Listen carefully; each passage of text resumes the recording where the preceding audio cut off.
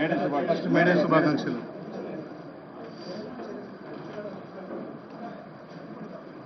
पत्रकार मित्रों, आपके सबके स्वागत है। कल केंद्र सरकार ने जनगणना में कुलगणना करने के लिए, जाति गणना करने के लिए तय कर दिए। इस मौके पे मैं राहुल गांधी जी को धन्यवाद कहना चाहता हूं, क्योंकि जिस दिन कन्याकुमारी से लेकर कश्मीर तक राहुल जी ने जो पादयात्रा किया हुआ है, तब इस देश जनता से राहुल गांधी जी ने जो मिला, इस देश जनता ने जो मांग किए, वो मांग को राहुल गांधी जी ने वादा किया हुआ है। तेलंगाना में कांग्रेस सरकार बना दो, हम जनगणना में जाति गणना करने वाले हैं, हमारे सरकार के वादा। उनके वादा सुनकर तेलंगाना जनता ने यहां पर कांग्रेस सरकार ने बनाया। कांग्रेस सरकार बनने के बाद 15 महीने के अंदर हम लोग जाति गणना करके दिखाए इस देश को। एक मार्गदर्शन दिए हम लोग कि 100 साल से जो मुद्दा कामयाब नहीं हुआ, बार बार ये आवाज उठा रहे, मगर कोई सुनने के लिए तैयार नहीं था। मगर राहुल जी ने इस जनता का आवाज सुनकर वादा किया हुआ है। इसीलिए तेलंगाना राज्य में कांग्रेस सरकार बनते ही जनगणना में हम जाति गणना करके दिखाए।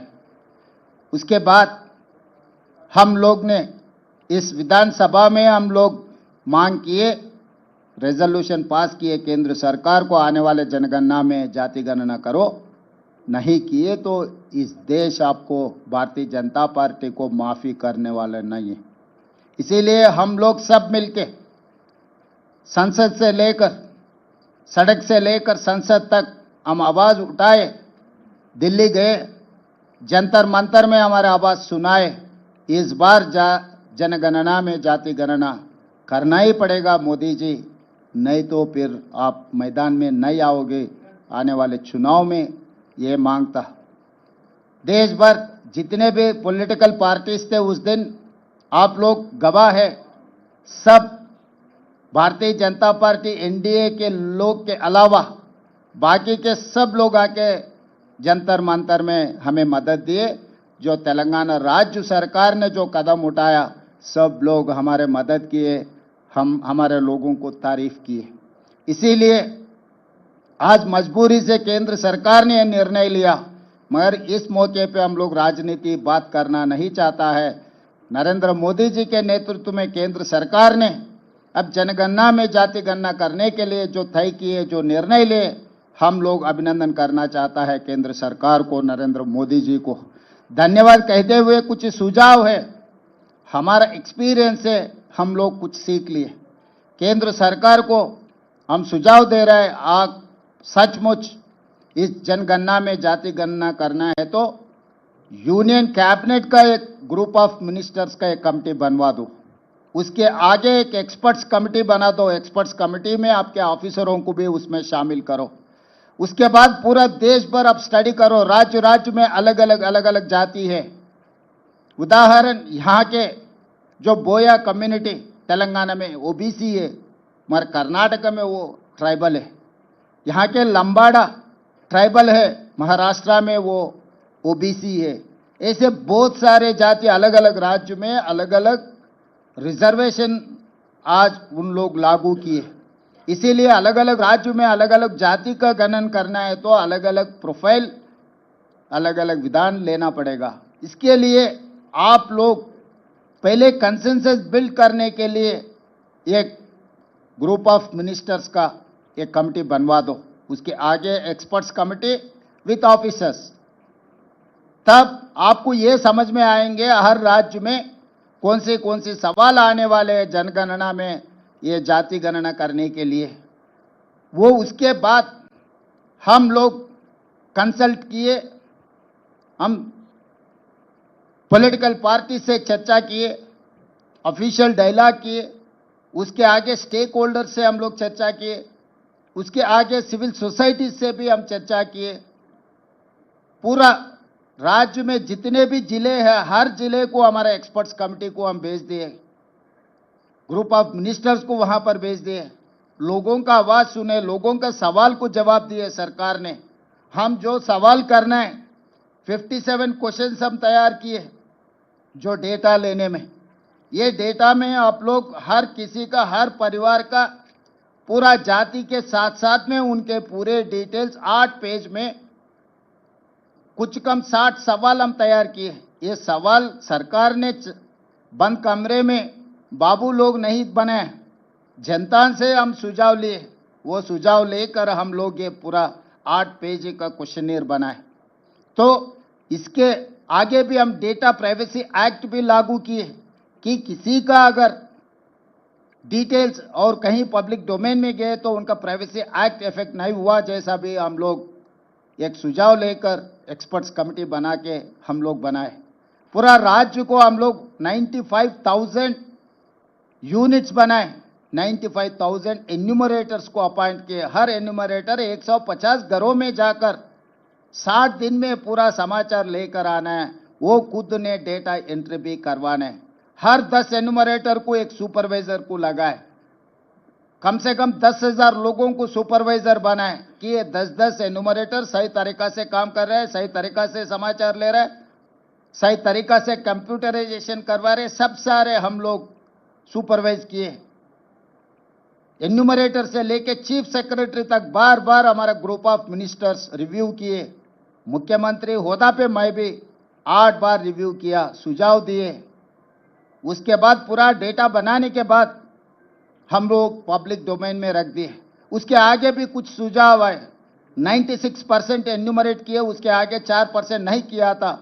लोग दोबारा मांगे 60 दिन के बाद, हम लोग और भी एन्यूमरेट करने के लिए तैयार है, हमको मौका नहीं मिले। उसके बाद हम ऑनलाइन मौका दिए, टोल फ्री नंबर दिए, ऑफिसेस में काउंटर खोल के रखा है, कोई भी आए आप इसमें शामिल हो जाओ, इसमें भर्ती करो, इसका डेटा दे दो। दोबारा भी हम 14 दिन मौका दिए। तो 3 महीने में ये सब सारे कर दे के हम एक तरीका से without any controversy, without any legal litigation, without any political interference, we have made a very good policy document of caste census. आज इस देश में तेलंगाना मॉडल हर किसी के लिए काम पे आ जाएंगे। हम लोग जिम्मेदारी समझ रहे हैं, हम लोग किसी को कम करने के लिए कोशिश नहीं कर रहे हैं। मोदी जी या केंद्र सरकार ने तेलंगाना मॉडल पूछे, तेलंगाना मॉडल से कुछ सीखे, हमको कोई एतराज नहीं है। हमारे जिम्मेदारी है, हम जिम्मेदारी से काम निभाएंगे, जिम्मेदारी से जो सवाल जवाब है हम देने के लिए तैयार है। इसीलिए आज केंद्र सरकार को और नरेंद्र मोदी जी को मेरा एक ही सुझाव है, अगर सचमुच जनगणना में आप जाति गणना करना है तो पहले ग्रुप ऑफ मिनिस्टर्स को अपॉइंट करो, उसके आगे एक्सपर्ट्स कमेटी बना दो। ये group of ministers and experts committee हर राज्य में जाकर राज्य सरकार से संवादन कर दे के उन लोगों का सुझाव भी ले लो। उसके आगे स्टेक होल्डर्स का भी आप पूरा देश भर आप मीटिंग लगवा दो। उसके आगे सिविल सोसाइटी से भी आप इंटरेक्शन का काम कर दो। ये सब होने के बाद टर्म्स ऑफ रेफरेंस, अब क्या पूछना चाह रहे, कौन सी तरीका से काम करना चाह रहे, कब तक आप पूरी करना है, हमारा पहले डिमांड अब कब शुरू करने वाले, कब तक खत्म करने वाले, पहले ये तो इस देश को बोलने का जिम्मेदारी आपके ऊपर है मोदी जी। और रहा सवालों का, क्योंकि ऐसे ही जनरल इंफॉर्मेशन आप लेके कर दिए तो इससे कोई फायदा नहीं है, आगे जाति के लिए कोई फायदा भी नहीं है। राहुल गांधी जी ने ये साफ कहा, this is an society x ray. एक आदमी का अगर दवाखाना को गए तो एक्सरे किए तो जितने भी उनके प्रॉब्लम्स आइडेंटिफाई हो सकता है, समाज में जितना भी प्रॉब्लम्स है ये जनगणना में जाति गणना करने के वजह से एक्सरे मिलेगा। एक्सरे मिले तो आप इसका ट्रीटमेंट इलाज कर सकता है। इसीलिए केंद्र सरकार को हम ये गिनती करना चाहता है कि आप हमारे एक्सपीरियंस से आप कुछ सीखने के लिए कोशिश करो। एक एक्सपर्ट कमेटी को आप यहाँ भेज दो।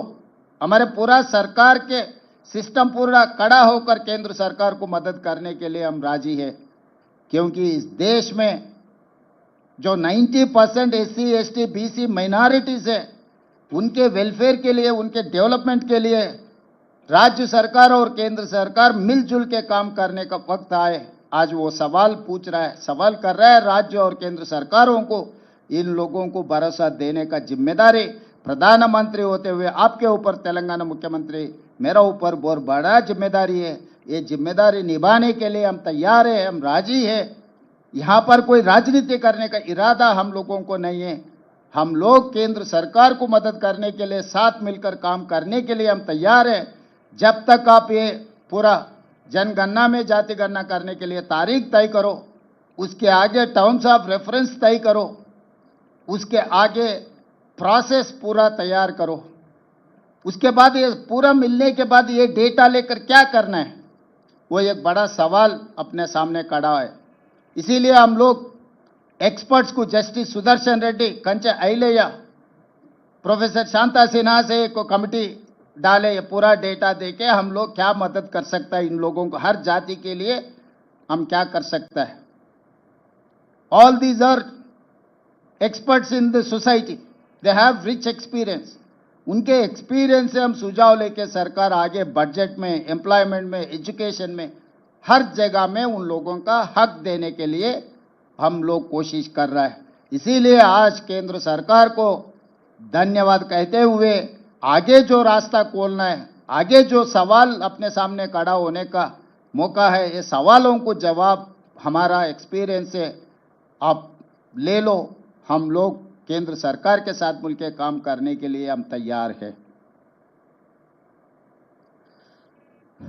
మీడియా మిత్రులారా, మీకందరికీ తెలుసు, 100 సంవత్సరాల నుంచి ఈ దేశంలో 1931 బ్రిటిషర్స్ ఈ దేశాన్ని పాలిస్తున్న సందర్భంలో ఈ దేశ జనాభాలో ఉన్న వాళ్ళ కులాల వారీగా వివరాలు సేకరించడం జరిగింది.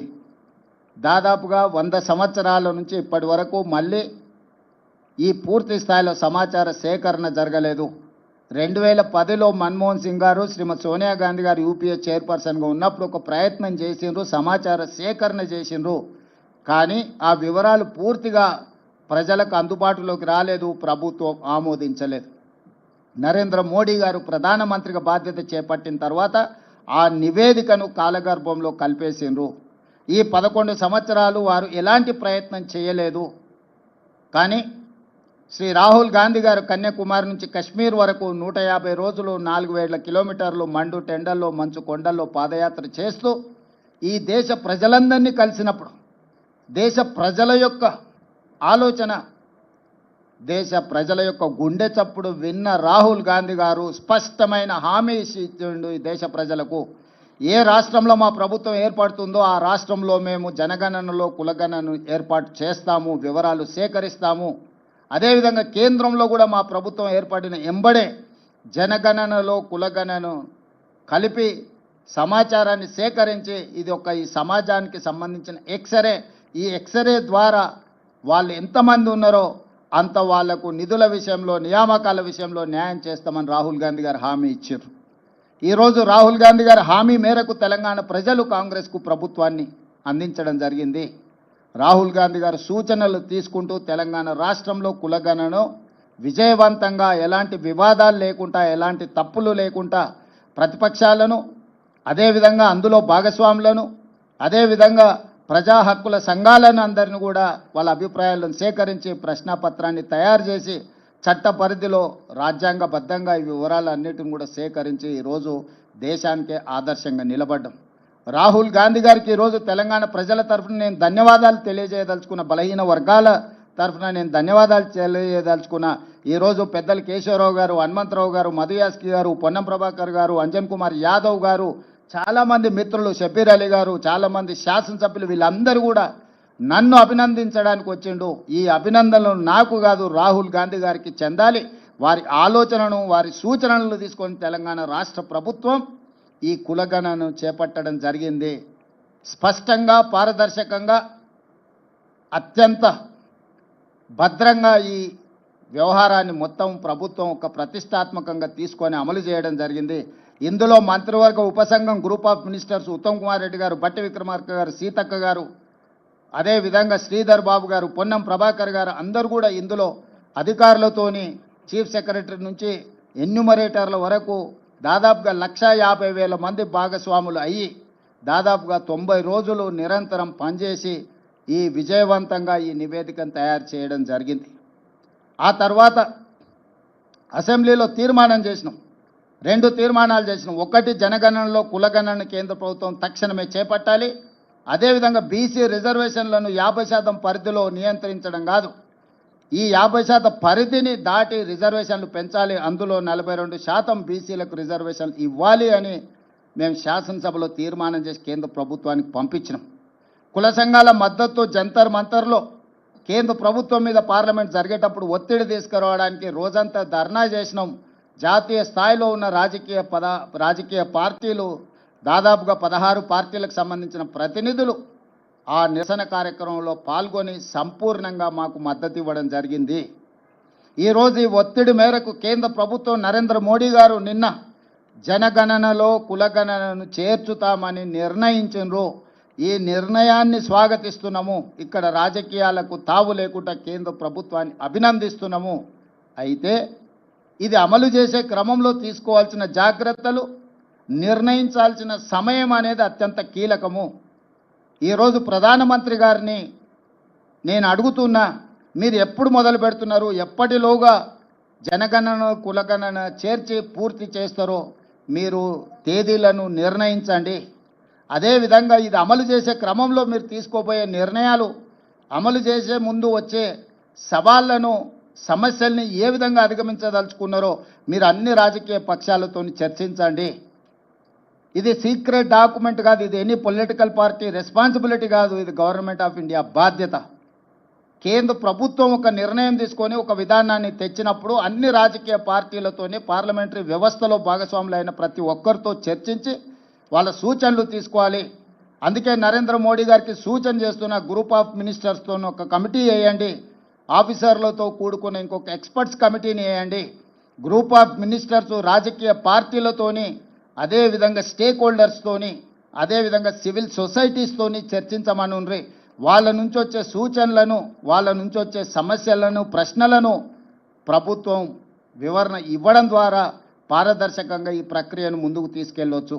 ఇదే కాకుండా ఈ అధికారులు వివిధ రాష్ట్రాలలో గతంలో జరిగిన అనుభవాలను వాళ్ళు తిరిగి తెలుసుకోవాలి, అక్కడి నుంచి సమాచారాన్ని సేకరించాలి. తద్వారా ఈ గొప్ప కార్యక్రమము ఎలాంటి వివాదాలకు తావు లేకుండా పూర్తి చేయడానికి అవకాశం ఉంటుంది. కాబట్టి మీరు అధికారులతో కూడా కమిటీని నిర్ణయించి ఇప్పుడు మీరు చేపట్టబోయే జనగణనలో కులగణన విధి విధానాలు ఏందో నిర్ణయించండి. విధి విధానాలను కూడా పబ్లిక్ డొమైన్లో పెట్టండి, ప్రజల నుంచి సూచనలు తీసుకోండి. మేము సమాచార సేకరణ చేసినప్పుడు 57 ప్రశ్నలను ప్రజల నుంచి అడిగి ప్రశ్నాపత్రాలను తయారు చేసి ఆ ప్రశ్నాపత్రాలను కూడా మేము ప్రజల ముందు పెట్టినాం. మేము ఏమేమి సమాచారాన్ని సేకరించబోతున్నాం, ఈ సమాచారాన్ని మీ దగ్గరకు వచ్చినప్పుడు మీరు అందరికి ఇవ్వండి అని చెప్పి ఇట్లా 8 పేజీల 57 ప్రశ్నాపత్రాలు తయారు చేసి ఈ ప్రశ్నలకు సంబంధించిన సమాచారాన్ని సేకరించిన సమాచారాన్ని చాలా గోప్యంగా భద్రపరిచినము.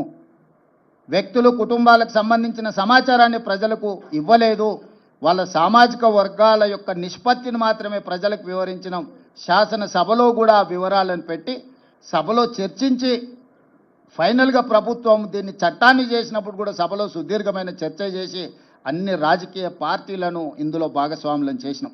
ఎక్కడ కూడా మా పార్టీ విధానంగానో మా ప్రభుత్వంలో ఉండే కొద్దిమంది వ్యక్తుల విధానంగానో దీన్ని మేము అమలు చేయలేదు.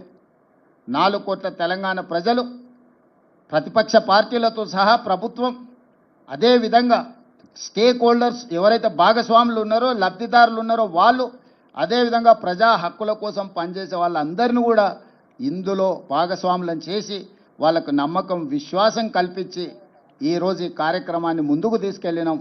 అందుకే ఈరోజు తెలంగాణలో దేశంలోనే మొదటి రాష్ట్రంగా తెలంగాణ నిలబడ్డది. ఇవాళ దేశానికే ఆదర్శంగా తెలంగాణ ముందు వరుసలో ఉన్నది. నిన్న రాహుల్ గాంధీ గారు అదే విషయం చెప్పిండ్రు. తెలంగాణ మోడల్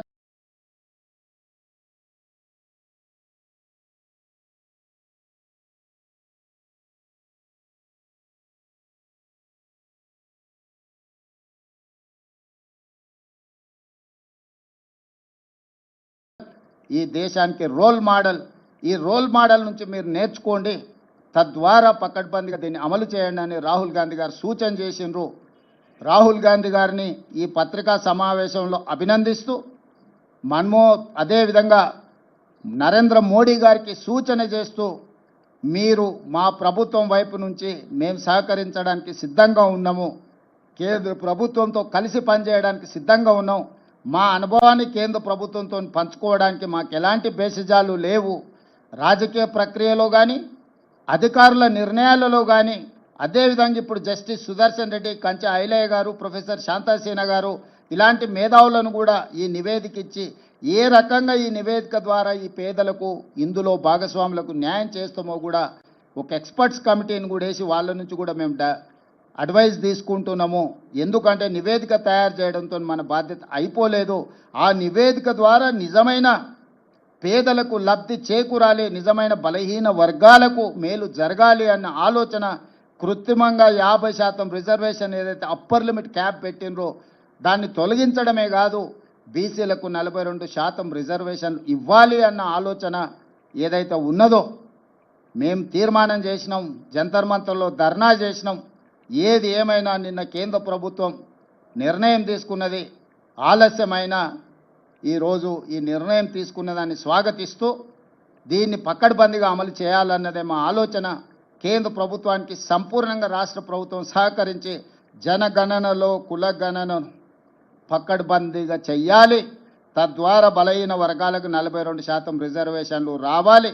విద్య, ఉద్యోగ, ఉపాధి అవకాశాలలో వాళ్ళకు సముచితమైన స్థానం కల్పించాలన్న రాహుల్ గాంధీ ఆలోచనను అమలు చేయడానికి ఎవరితోనైనా కలిసి పనిచేయడానికి మా ప్రభుత్వానికి ఎలాంటి అభ్యంతరాలు, ఇబ్బంది లేదు.